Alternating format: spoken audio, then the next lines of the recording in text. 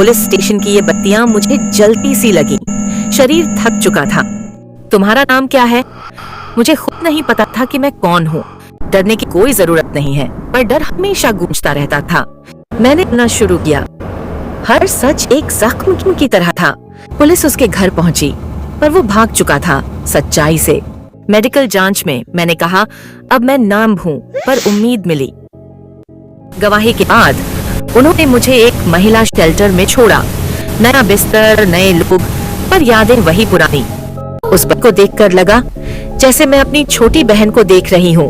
अगर मैं यहाँ से निकल सकी तो उसे भी इस नरक से जरूर निकालूंगी। आईने में देखा तो लगा मैं वो नहीं रही जो पहले थी। अब मैं बस एक केस बन चुकी हूँ। रात लंबी थी, पर पहली बार डर से नहीं, अकेलेपन से नींद नहीं आई, क्योंकि अब डर छूट चुका था। जो बिखरा था अब वो धीरे धीरे जुड़ रहा था। सुबह चाय मिली, पर जो सुकून चाहिए था वो अब भी गायब था। सच बोल देना सब कुछ ठीक नहीं करता, पर हाँ, ये पहला कदम होता है। एक हफ्ते बाद पुलिस ने मुझे फिर बुलाया। कहा, कुछ जरूरी सवाल बाकी हैं। मैंने फिर से भरोसा किया। शायद यही मेरी भूल थी। उसने मुझे ऐसे देखा जैसे मैं गुनहगार हूँ। कह रहा था, अगर झूठ बोल रही हो तो अंजाम बुरा होगा। झूठ? ये सच ही तो मुझे मार गया था।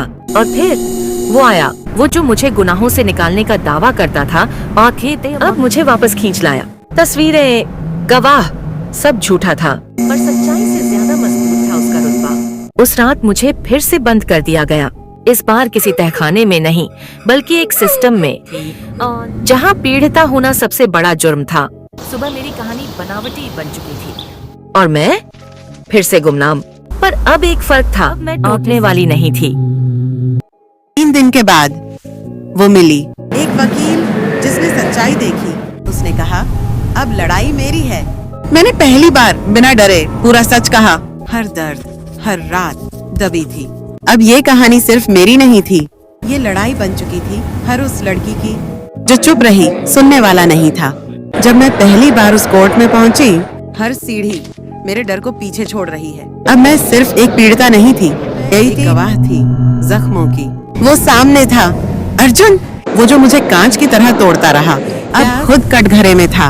अब सच को जुर्म नहीं, सबूत बनना था। मैं तैयार थी हर सवाल का जवाब देने के लिए, हर शक से लड़ने के लिए।